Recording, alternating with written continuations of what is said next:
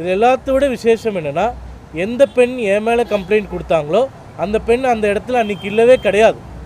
அப்போது காவல்துறையினரை எப்படி அரசியல் ஆக்குகிறார்கள், அவங்க வேலையை பண்ண விடாமல் இப்படி அரசியல் காரணங்களுக்காக காவல்துறையை பயன்படுத்துவது தமிழ்நாட்டில் கடந்த 75 ஆண்டுகளில் பார்த்திராத ஒரு லோவஸ்ட் பாயிண்ட். அப்போது இந்த அரசாங்கம் என்ன நினைக்குதுன்னா, திமுகவை எதிர்த்து யாருமே பேசிடக்கூடாது, யாருமே எந்த கருத்தையும் சொல்லக்கூடாது. அப்படி யாராச்சும் பேசினாங்களோ கருத்து செஞ்சாங்களோ இது போன்ற தவறான வழக்குகளை பதிவு செய்து அவர்களை முடக்குவதில் தான் நாங்கள் குறியாக இருப்போமே தவிர நாங்கள் செஞ்ச தப்பை திருத்திக்க மாட்டோம் அப்படின்னு திமுக மிக தெளிவாக இருக்கின்றது.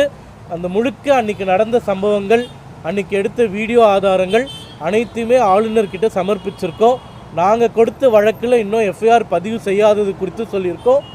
ஆளுநர் மாநில அரசாங்கத்திடம் இந்த வழக்கு குறித்தும் இந்த சம்பவம் குறித்தும் ஸ்டேட்டஸ் ரிப்போர்ட் கேட்கப்படும் என்று உறுதியளித்திருக்கிறார்.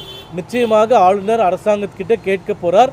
மத்தியில் ஆளக்கூடிய பாரதிய ஜனதா கட்சியினுடைய இளைஞரணி மாநில தலைவரையே இது போன்ற தவறான வழக்குகளில் புனைய முடியும் என்று திமுக அரசாங்கம் நினைத்தால், முதல்வர் ஸ்டாலின் அவர்கள் நினைத்தால் நிச்சயமாக அவர்கள் வெற்றி பெற முடியாது. இந்த நாடானது இங்கே இருக்கக்கூடிய அரசியலமைப்பு சட்டம், இங்கே இருக்கக்கூடிய சட்டங்களால் இயங்கக்கூடிய நாடே தவிர திமுகவினர் எழுதக்கூடிய சட்டங்களுக்காக இயங்கக்கூடிய நாடு கிடையாது. இது ஒரு டெமோக்ரஸி, ஜனநாயக நாடு. இங்கே நீதிதான் நிலைநாட்டப்படும். இந்த தவறான வழக்கை பதிந்தவர்கள், தவறு செய்தவர்கள் மீது நடவடிக்கை எடுக்காதவர்கள், இவர்கள் எல்லாருமே சட்டத்தின் முன் வந்து நின்றாக வேண்டும், பதில் சொல்லியாக வேண்டும். அந்த பதில் கிடைக்கும் வரை நாங்கள் போராடி கொண்டே இருக்கிறோம். இப்போது ஆளுநரை சந்தித்து முறையிட்டிருக்கிறோம். அடுத்தது மத்திய உள்துறை அமைச்சரை சந்தித்து முறையிட இருக்கின்றோம். இந்த வழக்கை சாதாரணமாக நாங்கள் எடுத்துக்கொள்ளப் போவதில்லை என்பதை மட்டும் முதல்வர் ஸ்டாலின் அவர்களுக்கும் திமுகவுக்கும் தெரிவித்துக் கொள்கிறோம்.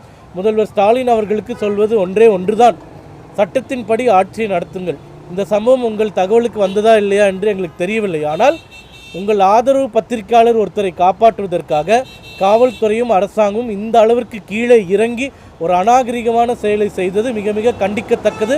இதற்கு நிச்சயமாக நீங்கள் வருந்த போகிறீர்கள். நன்றி.